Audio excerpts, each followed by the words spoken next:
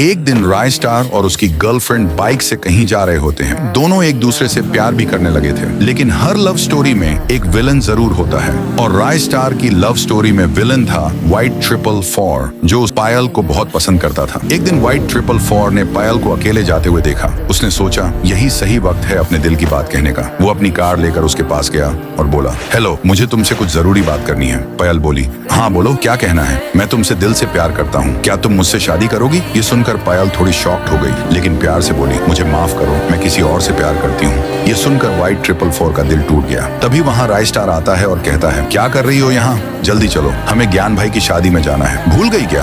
ओह हाँ, चलो चलते हैं। दोनों कार में बैठकर निकल जाते हैं, लेकिन दूसरी तरफ व्हाइट 444 गुस्से से पागल हो जाता है और कहता है, वो लड़की मेरी नहीं तो किसी की नहीं, और वो एक खतरनाक प्लान बना लेता है। शाम को ज्ञान भाई की शादी में राय स्टार और पायल मजे से एंजॉय कर रहे होते हैं। तभी पायल बोलती है, राय स्टार जी चलिए ना, मुझे घर जाना है। राय स्टार बोलता है, ज्ञान भाई मना कर रहे हैं, कह रहे हैं इतने दिनों बाद मिले हो, थोड़ा और रुक जाओ। पायल कहती है, ठीक है, तो मैं अकेली चली जाती हूँ। राय स्टार ड्राइवर को बोलता है, पायल को घर छोड़ाओ। ड्राइवर और पायल निकल पड़ते हैं। रास्ते में ड्राइवर देखता है कि रोड के किनारे एक आदमी पड़ा है। कार रोकता है और जैसे ही पास जाता है वो आदमी उठता है और वही व्हाइट 444 होता है। वो ड्राइवर को मार देता है। पायल घबरा जाती है और कार से उतरकर भागने लगती है, लेकिन व्हाइट 444 के गुंडे उसे घेर लेते हैं। कहाँ जा रही हो जाने मन? पायल रोती है, मुझे जाने दो, मैंने तुम्हारा क्या बिगाड़ा है? लेकिन उन गुंडों ने पायल के साथ जबरदस्ती की और फिर उसे मारकर उसकी बॉडी के टुकड़े कर दिए। जिस हथियार से वो काम किया गया उसे राय स्टार के घर में छुपा दिया गया